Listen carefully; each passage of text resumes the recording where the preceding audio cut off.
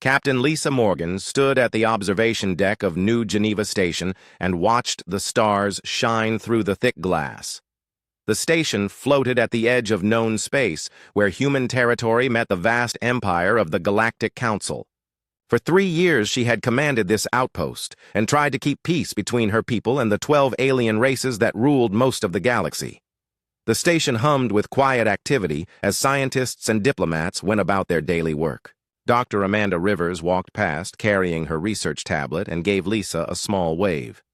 Amanda had been studying the different alien species for 2 years now, and her work helped humans understand their strange neighbors better. She was kind to everyone she met, and even the visiting aliens seemed to like her gentle nature. Lisa turned when she heard footsteps behind her. Zarathel approached with her usual graceful movements. The elf woman had served as the council liaison for 8 months, and Lisa had grown to respect her intelligence and fairness. Zarathel had pointed ears and silver hair that reached her shoulders. Her skin was pale like moonlight, and her green eyes held wisdom that came from living much longer than any human. "Captain Morgan, the council ship has arrived," Zarathel said, in her soft voice. "They request permission to dock at Bay 7. Lisa nodded but felt worry grow in her stomach. The council had been sending more military ships lately instead of their usual diplomatic vessels. "Do you know what they want this time?" Zarathel looked uncomfortable. "I believe they bring new terms for humanity to consider. The hegemony grows, impatient with human expansion beyond your home system. The hegemony were the leaders of the council, and they thought all other races should bow to their will. They had ruled the galaxy for thousands of years and did not like that humans refused to follow their commands without question. Lisa had dealt with their representatives before and found them arrogant and cruel. "Tell them they can dock, but remind them this is human territory," Lisa said. "They follow our rules while they are here." An hour later, Lisa sat in the main conference room with Amanda and 2 other human officers. The council delegation entered with heavy steps. Kethvara led the group, and his reptilian face showed no emotion. He stood 8 feet tall with thick scales covering his body and yellow eyes that never seemed to blink. Behind him walked 3 other aliens, including a hegemony official with pale blue skin and a superior attitude. "Captain Morgan," Kethvara said in his rough voice. "The council has grown tired of human defiance. You will sign this treaty immediately or face the consequences." He placed a datapad on the table, and Lisa read the terms. The treaty would force all humans to stay within their home system forever. They could never explore new worlds or build new colonies. Any humans already living on other planets would be relocated back to Earth. It was essentially a prison sentence for her entire species. "This is unacceptable," Lisa said firmly. "Humanity has the right to explore and settle new worlds just like any other species." The hegemony official stepped forward. "You are a young race that knows nothing of galactic order. The council has decided that human expansion threatens stability. You will accept these terms, or we will enforce them." Amanda leaned forward in her chair. "With respect, we have done nothing wrong. Our colonies are peaceful, and we trade fairly with all species. Why should we be punished for growing and learning?" "Because you are inferior," the hegemony official said coldly. "The council has ruled this galaxy since before your species learned to make fire. We decide who is worthy of the stars." Lisa felt anger rise in her chest, but kept her voice calm. "We will not sign this treaty. Human beings are free people, and we will not be caged like animals." Kethvara's eyes narrowed. "Then you have chosen war. The council will take what it wants from humanity, whether you agree or not." The reptilian turned and walked toward the door with his delegation following. But instead of leaving the station, they went to their ship and began powering weapons. Lisa realized too late that this had never been a negotiation. The council had already decided to attack. Alarms began ringing throughout the station as council ships decloaked around them. Lisa had never seen so many warships in one place. The station's defenses were meant to handle pirates and small threats, not a full military assault from the most powerful force in the galaxy. "All hands to emergency stations," Lisa announced over the communication system. "This is not a drill. We are under attack." Amanda ran toward the evacuation areas where civilian researchers and visiting aliens waited for transport to safety. She helped organize the scared people and made sure children got to the escape pods first. Even as explosions shook the station, she stayed calm and kept working to save lives. The Council ships fired without mercy. Their energy weapons cut through the station's shields like they were made of paper. Hull breaches appeared in multiple sections, and emergency force fields struggled to contain the damage.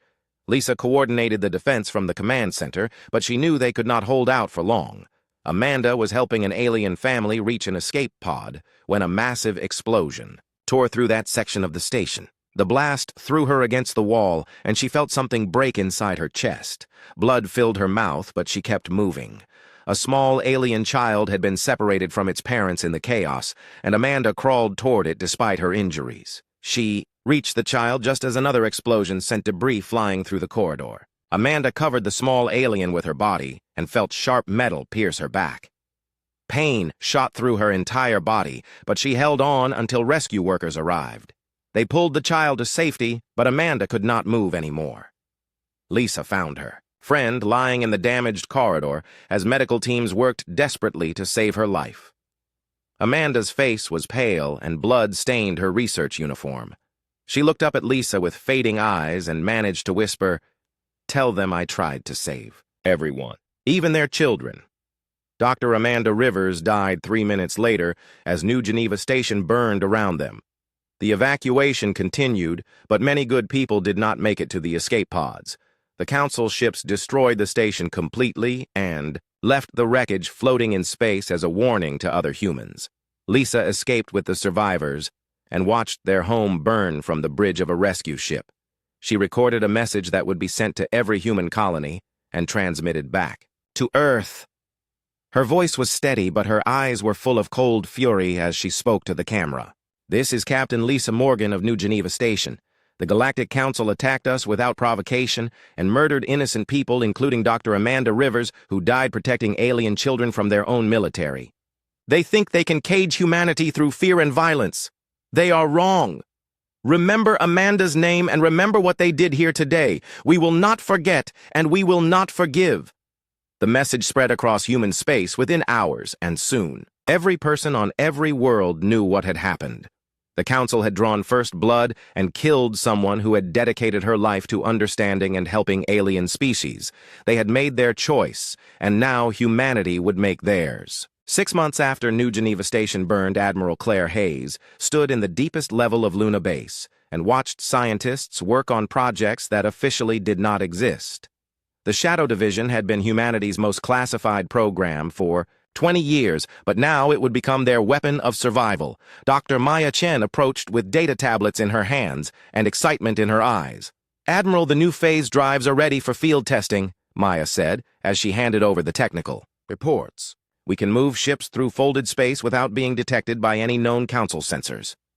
Claire studied the numbers and felt hope for the first time since Amanda Rivers died. The Council thought they knew everything about human technology, but they had never seen what her people could build when their backs were against the wall. "How many ships can we outfit with this system?" 50 vessels are already modified, and we can convert more each week," Maya replied. "But the real breakthrough is the neural interface system Commander Sullivan has been testing." "Commander Kate." Sullivan walked toward them wearing the new combat suit that looked like liquid metal covering her body. The suit enhanced her strength and speed while connecting her mind directly to ship systems. She moved with fluid grace that seemed almost supernatural, and her eyes glowed with a faint blue light from the neural implants. "The integration is complete, Admiral," Kate said in a voice that carried new harmonics from the technology in her throat. "I can pilot ships at speeds no normal human could survive and process tactical data faster than any computer." "The Council has never faced anything like this?" Claire nodded and led them to the main planning room where holographic displays showed the galaxy. Red markers indicated Council military positions, while blue dots marked human colonies that needed protection. The enemy had superior numbers and technology, but they were about to learn that humans fought differently than other species.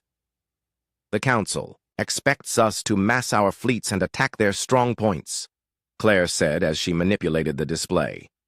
"Instead, we will be ghosts in their machines. We strike where they are weak and vanish before they can respond. We turn their own allies against them and make them question every shadow. On the other side of the galaxy, Lyranal crept through the ancient forests of her homeworld and tried not to think about the risk she was taking. The elf woman had watched the attack on New Geneva Station and felt sick at the cruelty of the Council forces. Her people had served the Galactic government for centuries, but she had begun to question whether they were on the right side of this war.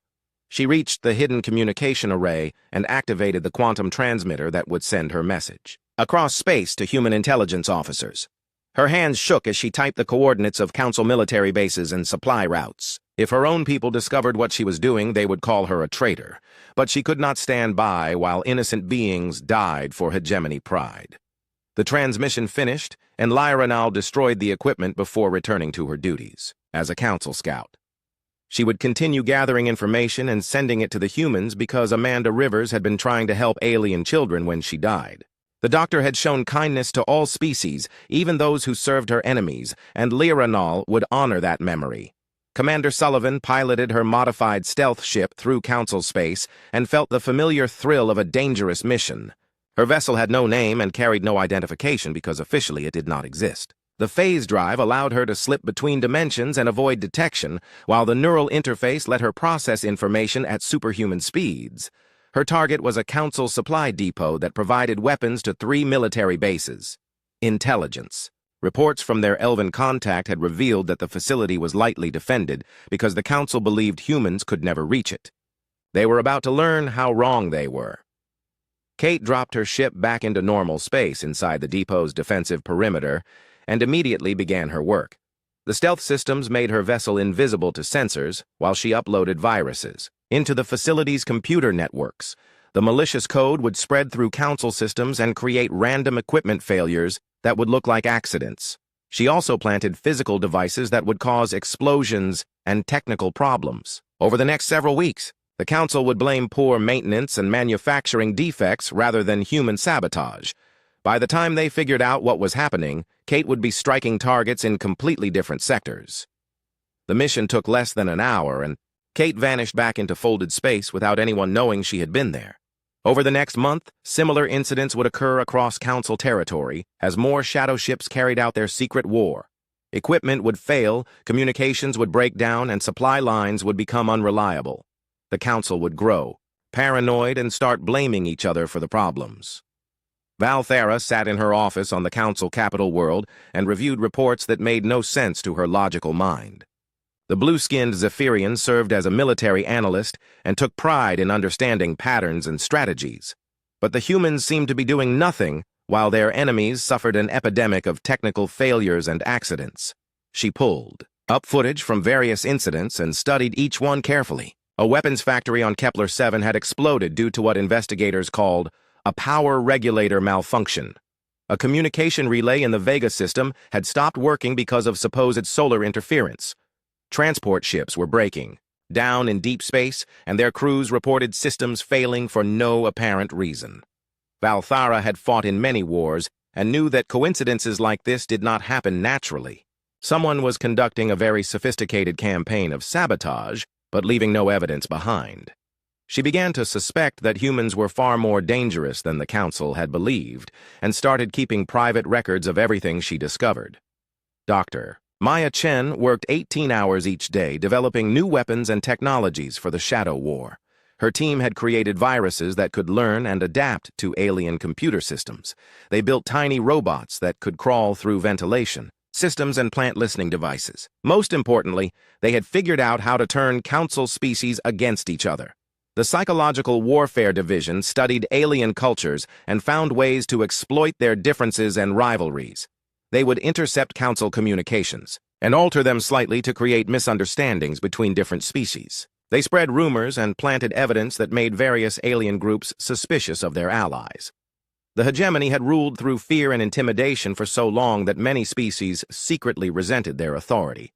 Human agents began encouraging these feelings and providing ways for oppressed aliens to strike back at their masters. Soon the Council would face rebellion from within, as well as mysterious technical problems. Commander Sullivan returned from her 20th mission and felt the neural interface disconnect from her consciousness. Each operation became easier as she learned to use the enhanced abilities the technology provided. She could think faster, react quicker, and process information in ways that seemed almost magical to outside observers. "Report," Admiral Hayes said, as Kate entered the debriefing room. "Target destroyed, Admiral," Kate replied. "The communication hub serving 4 Council bases is now offline. They will need at least 6 weeks to repair the damage, and during that time those bases will be isolated from Central Command." "Excellent work," Claire said with satisfaction. "Intelligence reports that Council forces are becoming increasingly paranoid about equipment failures. Some of their commanders are starting to question orders from higher authority. The Shadow War was working exactly as planned. Instead of meeting Council strength with human strength, they were attacking the enemy's confidence and unity. Fear and uncertainty were spreading through alien ranks as mysterious problems mounted without explanation. The mighty Galactic Council was beginning to look vulnerable for the first time in centuries. Maya entered the room carrying new reports from their intelligence network. "Admiral, we are receiving significant cooperation from sources within Council. Territory. Several species are providing information about military movements, and some are even beginning to sabotage operations themselves. The Elf network is particularly valuable," Kate added. "Their natural stealth abilities make them perfect for gathering intelligence, and they seem genuinely committed to our cause." Claire smiled as she studied the latest tactical reports. Council had expected humans to fight like every other species they had conquered with massive fleets and direct assaults. Instead, humanity had chosen to become shadows that struck without warning and vanished without trace. The enemy was learning that humans could be far more dangerous than they had ever imagined. "Continue the operations," she ordered. "Let them wonder what is real and what is coincidence. Let them question their own equipment and doubt their own allies. When they are weak and divided, then we will show them what human strength really looks like." Agent Nicole Blake walked through the crowded marketplace on Centauri Prime and kept her face calm while her heart raced with nervous energy. She had been living under a false identity for 18 months, and the strain of constant deception was wearing on her mind. Every day she risked discovery and execution, but the intelligence she gathered was too valuable to abandon. Her cover story claimed she was a trader from a neutral world selling rare minerals to Council buyers. The false documents were perfect, and her appearance had been surgically altered to match her assumed identity. Only her eyes remained unchanged, and she worried that someone might recognize the fire that burned in them when she thought about Amanda Rivers. Nicole approached a small cafe where she had arranged to meet a potential recruit. Zephyra was a young Zephyrian pilot who had grown disillusioned with Council military service after witnessing several atrocities against civilian populations. The blue-skinned woman sat alone at a corner table and looked around nervously as Nicole joined her. "You are taking a great risk meeting me," Zephyra said quietly. "If my commanders discover I am talking to someone connected with the Resistance, they will execute me as a traitor." "The Resistance grows stronger every day," Nicole replied, while pretending to examine a datapad containing mineral prices. "Many species are beginning to question hegemony leadership and wonder if there might be a better way to govern the galaxy." Zephyra had been recruited by another agent 3 weeks earlier, but this was Nicole's first direct contact with the young pilot. Intelligence reports indicated that Zephyra commanded a squadron of fast attack ships and had access to flight schedules for Council military operations. Her cooperation could provide early warning of enemy movements and possibly prevent civilian casualties. "I have information about upcoming raids against human colonies," Zephyra whispered. "The hegemony has ordered strikes against 5 settlements in the Outer Rim. They plan to make examples of the inhabitants to discourage other species from supporting humanity." Nicole felt cold anger settle in her stomach, but kept her expression neutral. "When will these attacks occur?" 3 days from now," Zephyra replied. "My squadron is assigned to provide air support for the ground forces. I could develop engine problems that would delay our departure, or perhaps discover navigation errors that would send us to the wrong coordinates." "Do what you can without exposing yourself," Nicole said. "Our people will prepare defenses for those colonies, and your commanders will think the humans somehow learned of their plans through other means." Commander Beth Turner received the warning transmission while her stealth ship drifted in empty space between star systems. The vessel had been modified with the latest shadow technology and could remain undetected even at close range to Council sensors. She immediately changed course toward the threatened colonies and began plotting intercept routes for the enemy forces.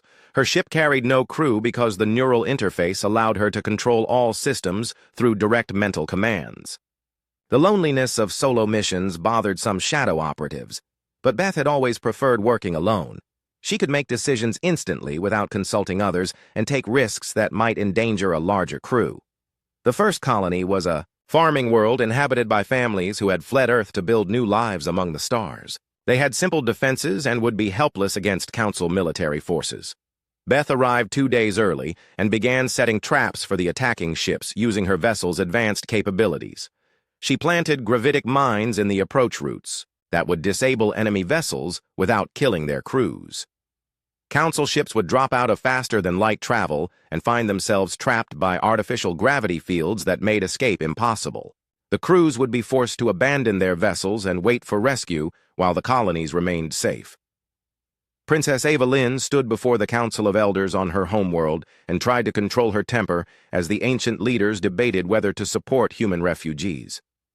Her people had served the Galactic Council for 800 years, but she had seen enough Council cruelty to question that alliance. The attack on New Geneva Station had shown her that their supposed allies were capable of murdering innocent beings without remorse. "The humans are dangerous revolutionaries who threaten galactic stability," Elder Morthen said in his creaky voice. "We should not risk hegemony anger by providing them sanctuary or assistance. They are beings fighting for their freedom," Evelyn replied with steel in her voice. Amanda Rivers died protecting alien children from Council weapons. She showed more honor in her final moments than the hegemony has displayed in centuries of rule. Her silver hair caught the light as she turned to address the full assembly. At only 90 years old, she was considered young by elven standards, but her passion and intelligence had earned respect among her people. Many younger elves looked to her for leadership as questions about Council loyalty grew more urgent. "I have spoken with survivors from New Geneva Station," she continued. "They tell stories of humans who risked their lives to save alien civilians during the attack.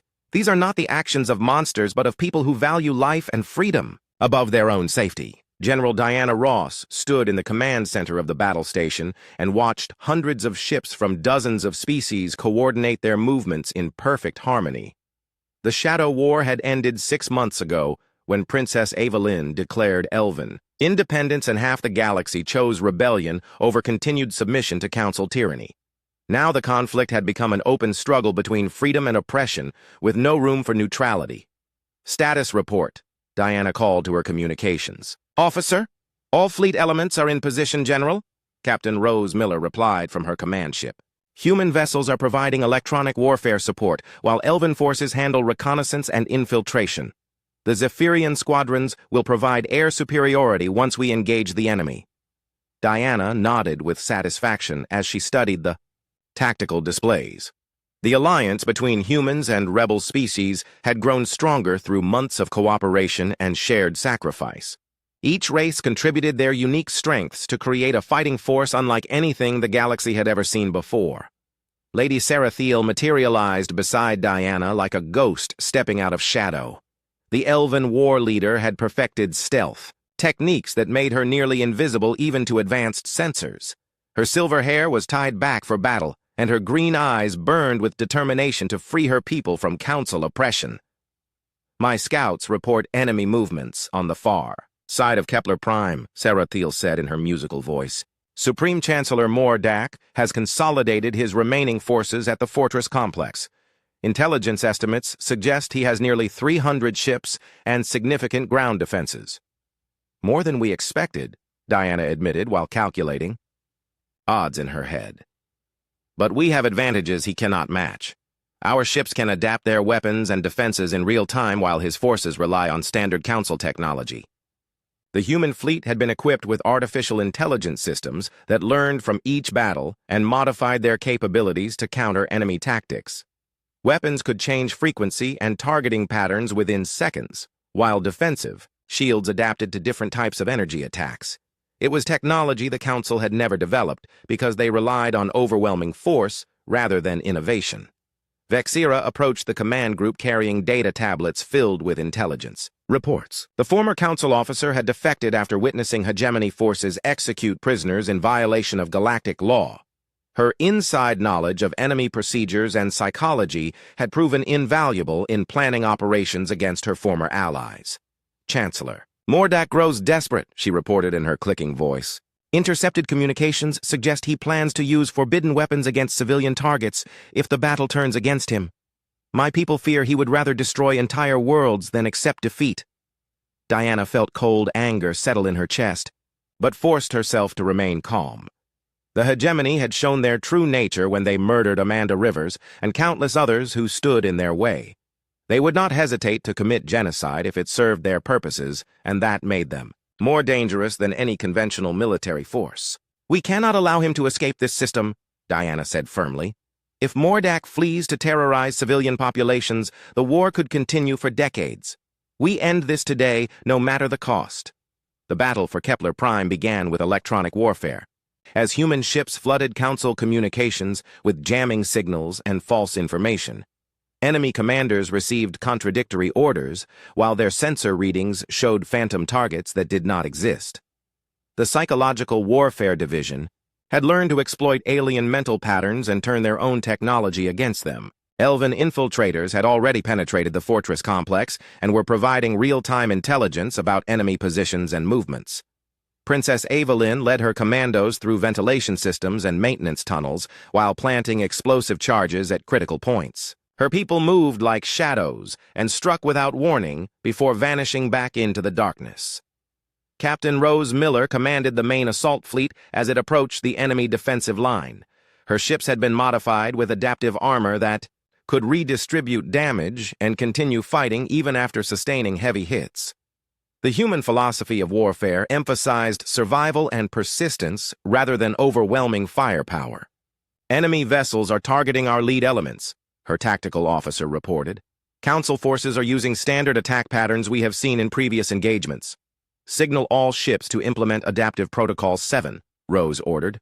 Let them think their tactics are working until we spring the trap. The human vessels appeared to take damage and fall back in disorder while Council ships pressed their attack. But the retreat was carefully planned as adaptive systems analyzed enemy weapons and developed countermeasures. When the trap was sprung, human ships suddenly became nearly invulnerable to Council firepower, while their own weapons found weak points in enemy defenses. Zephyra led her squadron of defector pilots in a lightning strike against Council communication relays orbiting the planet. The young Zephyrian had grown into a skilled commander during months of fighting alongside human and elven forces. Her people's natural flying abilities made them perfect for the high-speed precision attacks that disrupted enemy coordination. Target. The primary relay station, she ordered her pilots. Destroy their ability to coordinate the defense and the battle is won. The Zephyrian ships moved with incredible grace and speed as they wove through defensive fire and struck their targets with surgical precision. Council forces suddenly found themselves blind and isolated as their communication networks collapsed under the coordinated assault. Inside the fortress complex, Princess Evelyn and her commandos had reached the main command center where Chancellor Mordak directed the battle. The hegemony leader stood 12 feet tall with pale blue skin and cold black eyes that showed no emotion. He commanded his forces with calculated cruelty and had ordered the deaths of millions during his rise to power. The outer defenses are failing, Chancellor, one of his officers reported with fear in his voice. Human ships are adapting to our weapons faster than we can modify our attack patterns. Mordak studied the tactical displays and realized that his superior technology meant nothing against an enemy that could learn and change during battle. The humans fought like no species he had ever encountered, and their alliance with other races gave them capabilities that defied conventional military doctrine. Activate the planet killer weapons, he ordered coldly. If we cannot hold this system, we will deny it to the rebels by destroying everything they hope to save. Princess Evelyn heard the order through her communication intercept equipment and felt horror wash over her like ice water. The planet killer weapons were forbidden by every treaty and law governing galactic warfare. Mordak planned to commit genocide rather than accept defeat, and she was the only person close enough to stop him. The elven princess emerged from the shadows with her energy blade glowing in her hand. She had trained in combat for decades and moved with deadly precision as she cut down guards and advanced toward the command center. Her people would remember this moment as the time their princess saved billions of lives through courage and sacrifice. General Diana Ross watched the battle unfold on multiple screens while coordinating attacks across the entire system.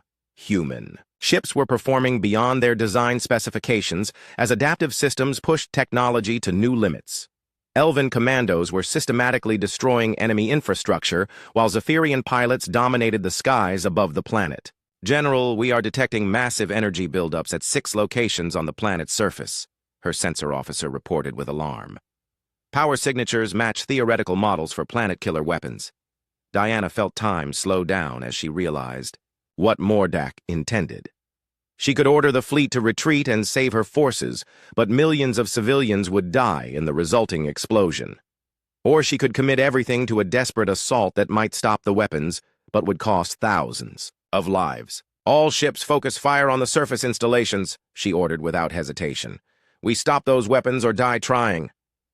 The final assault was unlike anything in military history, as ships from multiple species worked together with perfect coordination. Human vessels adapted their weapons to punch through planetary shields, while elven infiltrators guided the attacks to critical targets. Zephyrian pilots provided close air support as ground forces stormed the weapon installations. Princess Evelyn reached Chancellor Mordak just as he prepared to activate the planet-killer systems. The two leaders fought with weapons and skills, honed by years of training, while the fate of worlds hung in the balance. In the end, elven speed and determination overcame hegemony arrogance as Evelyn's blade found its mark. The battle ended with Mordak's death and the destruction of his remaining forces. The fortress that had once seemed impregnable fell to the combined assault of species that had learned to trust and support each other. The Galactic Council as a governing body ceased to exist, and the galaxy faced an uncertain future. But even in victory, General Diana Ross knew the war was not over. Scattered Council loyalists would continue fighting, and new threats would emerge as the Galactic Order collapsed. The alliance that had won this battle would need to become something stronger if peace was ever to be achieved. President Helen Carter walked through the gardens of New Harmony Station and marveled at how different this gathering was from the old council meetings. Representatives from 47 species moved freely among flowering plants from dozens of worlds while their children played together without fear or hatred. 6 months had passed since the fall of Kepler Prime, and the galaxy was slowly learning what democracy might look like. The station orbited a neutral world chosen specifically because no single species had claim to it. Unlike the cold marble halls where the old council had ruled, this assembly met in spaces designed for comfort and cooperation. Sunlight streamed through transparent walls, while gentle breezes carried the scents of flowers that had never grown on the same world before. Ambassador Lila Neth approached through the crowd with her usual graceful movements. The elven diplomat had worked tirelessly to build bridges between species that had been enemies for centuries. Her silver hair was adorned with small crystals that caught the light, and her green eyes sparkled with hope for the future they were building together. "The committee reports are ready for your review," Lila Neth said as she handed Helen a data tablet. "Most species have agreed to the basic principles, but there are still disagreements about military cooperation and trade regulations." Helen nodded as she reviewed the documents. Creating a new government for the galaxy was proving as difficult as winning the war had been. Each species brought their own history and culture to the negotiations, and finding common ground required patience that sometimes seemed impossible to maintain. "How are the former council loyalists responding to our offers of amnesty?" Helen asked. "Mixed reactions," Lila Neth replied diplomatically. "Many junior officers and civilians are accepting integration into the new system, but some hardliners continue to resist. Admiral Stone reports that loyalist cells are still conducting terrorist attacks against civilian targets. Admiral Janet Stone commanded the joint fleet that maintained peace while the new government took shape. Her ships included crews from multiple species working together in ways that would have been impossible under the old system. Human adaptive technology, combined with elven stealth capabilities and Zephyrian speed to create the most effective military force in galactic history." In the security briefing room, Janet studied reports of recent attacks with growing concern. Mordak was dead, but his followers continued their campaign of terror against innocent people. They had bombed a school on Centauri Prime, killing 30 children from 6 different species. They had destroyed a medical facility treating war refugees, and murdered doctors who were trying to save lives. The pattern suggests coordination from a central command structure, Commander Kate Sullivan reported. These are not random acts of violence, but calculated strikes designed to destabilize the peace process. Kate still wore the neural interface, technology that made her more than human, but she had learned to control its effects better over time. Her enhanced abilities were used now for protection rather than destruction, as she led security forces that included volunteers from many worlds. Intelligence suggests the remaining loyalists are being led by General Kextar, Janet said as she highlighted locations on the tactical display. He commanded fortress defenses during the war and escaped when Kepler Prime fell. Our sources indicate he has established a base somewhere in the Outer Rim. Dr. Grace Park entered the briefing room carrying her latest research on cross-species cooperation. The human scientist had been studying how different alien cultures could work together effectively, and her findings were helping shape policies for the new government. Her work had shown that diversity actually made groups stronger when properly managed. I have promising news from the joint research projects, Grace announced with excitement in her voice. Teams including humans, elves, and Zephyrians are making breakthrough discoveries that none of the species could achieve alone. The medical applications alone could save millions of lives across the galaxy. The research stations orbiting various worlds had become symbols of what the new order could accomplish. Scientists who had once been enemies now collaborated on projects to cure diseases, improve agricultural production, and develop clean energy sources. Knowledge flowed freely between species for the first time in galactic history. Ziravel spoke to the full assembly about reparations for worlds damaged during the war. The Zephyrian counselor had lost her own family to council bombing attacks, but she advocated for forgiveness rather than revenge. Her people's natural empathy helped them serve as mediators between species that still harbored resentments from centuries of conflict. We cannot change the past, but we can choose how to build the future, she said in her melodious voice. Every species has suffered losses, and every species has caused harm to others. Justice requires acknowledgement of wrongdoing and effort to repair damage, but it also requires the wisdom to know when punishment becomes cruelty.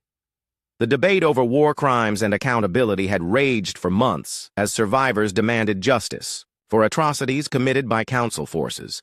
Some wanted mass trials and executions, while others argued for truth and reconciliation processes that focused on healing rather than retribution.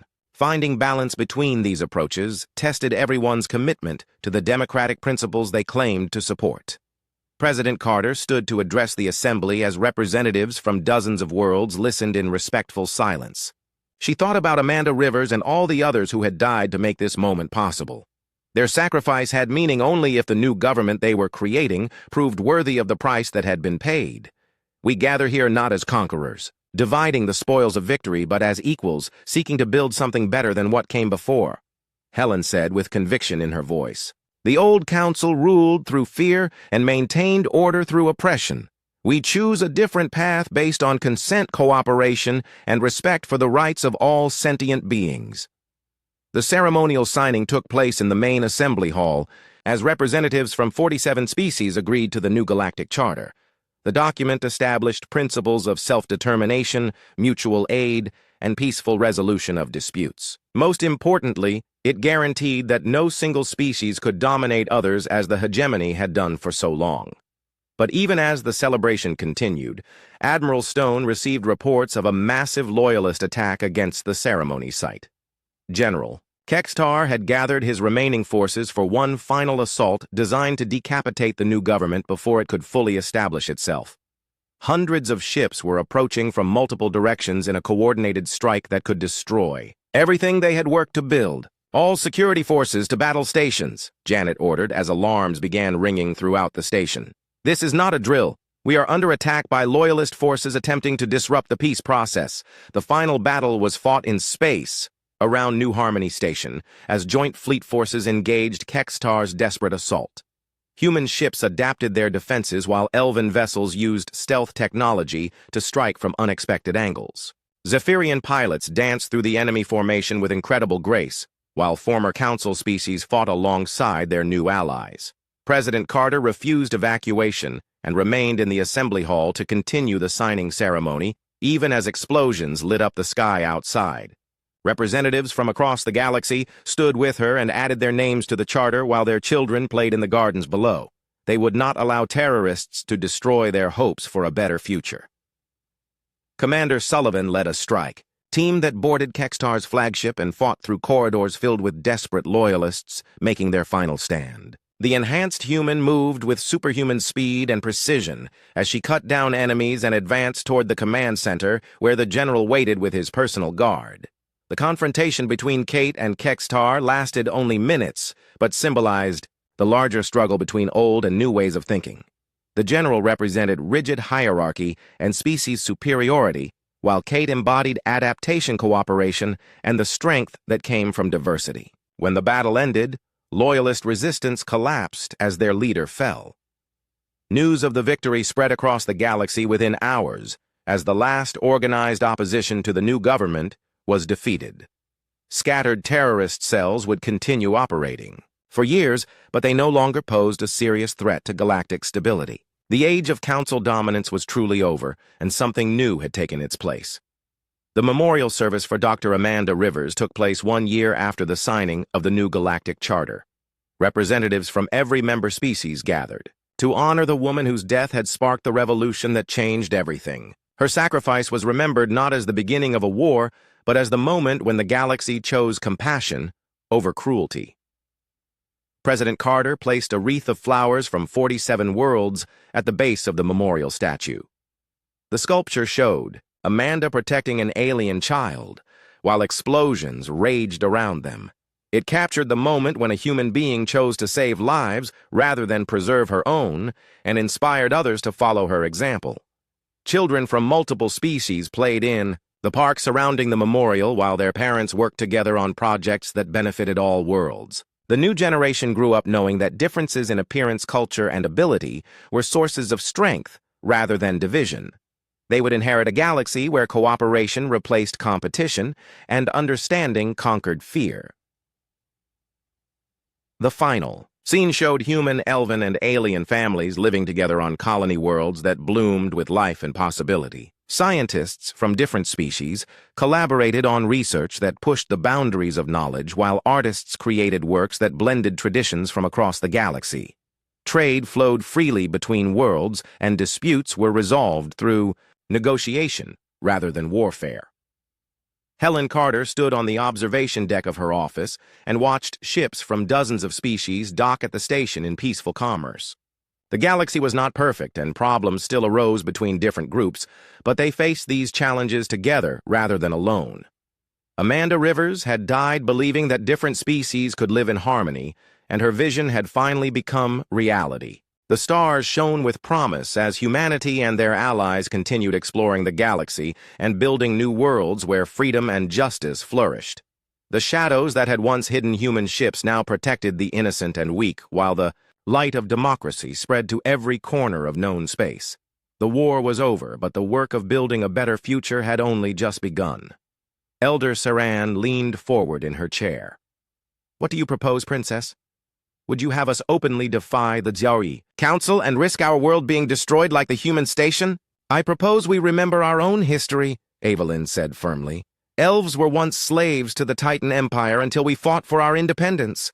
We won our freedom through courage and sacrifice, not by bowing to tyrants. The humans face the same choice we once did, and they deserve our support." The debate continued for hours, but Evelyn could see minds changing as she spoke. Many elves had relatives serving in council forces, and they brought back disturbing reports of increasing brutality and oppression. The hegemony was becoming more paranoid and demanding absolute obedience from all member species. Cragmore paced through his quarters on the heavy cruiser and tried to understand the orders he had received from Hegemony Command. The massive alien resembled a cross between a bear and a lizard with thick fur covering armored scales. He had served as an enforcer for 20 years and prided himself on following commands without question, but these new instructions troubled his warrior's honor. The orders directed him to execute prisoners instead of sending them to detention facilities. Human captives were to be killed immediately rather than interrogated for useful information. Even worse, the commands included civilians and children among those marked for death. This violated every code of military conduct Cragmore had been taught. He activated his private communication terminal and sent a coded message to contacts in the underground resistance movement. The message contained details about planned executions and locations where human prisoners were being held. If resistance forces could stage rescue operations, the innocents might be saved. Commander Turner's ship approached the Council prison facility in the Vega system and prepared for the most dangerous mission of the Shadow War. Intelligence reports indicated that over 200 human prisoners were being held in the maximum security complex, including civilians captured during recent raids. The facility was heavily defended and located deep within Council territory. Beth synchronized her approach with rebel forces led by Princess Evelyn and a squadron of Zephyrian pilots who had defected from Council service. The coordinated attack would require precise timing and perfect execution because they would have only minutes to evacuate the prisoners before Council reinforcements arrived. Evelyn's elven commandos infiltrated the facility using their natural stealth abilities, while Zephara's pilots created diversions that drew security forces away from the prison blocks. Beth used her ship's advanced weapons to disable the facility's communication systems and prevent calls for help from reaching nearby bases.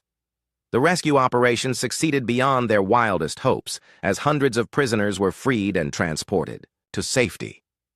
But the cost was high, as several brave rebels died holding off Council forces during the evacuation.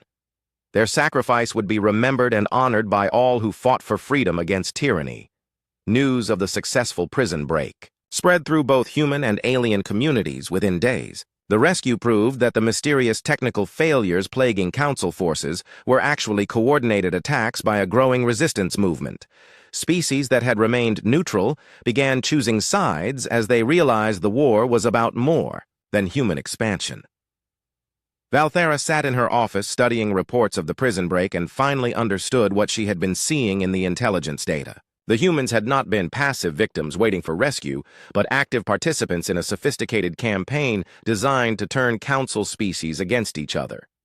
They had recruited allies from within the enemy's own ranks and built a network that could strike anywhere. She began copying classified files to secure storage devices while making plans to contact the resistance leadership. The Zephyrian woman had seen enough evidence of Council corruption and cruelty to know which side deserved victory. It was time to choose between loyalty to a corrupt system and loyalty to justice and freedom. Princess Evelyn addressed her people from the steps of the ancient palace and declared elven independence from Council authority. Her words were broadcast across the galaxy and inspired other species to question their own allegiances. The Shadow War had become something larger as entire civilizations chose freedom over security and justice over order. The Galactic Council was beginning to fracture as member species realized they had more to gain from alliance with humanity than from continued submission to hegemony rule. The war would soon move beyond shadows and stealth as open rebellion spread across the stars.